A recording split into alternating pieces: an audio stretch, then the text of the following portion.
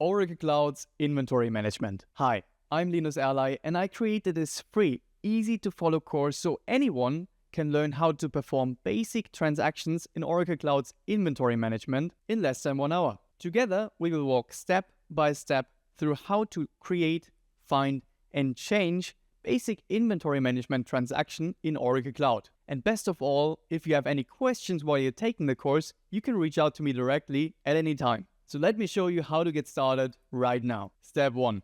Go to panameer.com, or if you hate typing, click the link below. Step 2. From the main menu, select Learn, then New Courses, then End Users, and click on Supply Chain Execution.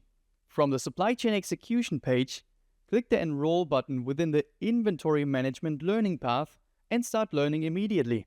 Don't miss out on this easy-to-learn opportunity. In fact, the whole course is completely for free for the next 30 days, so what are you waiting for? Go check it out right now and I'll see you inside of this free course.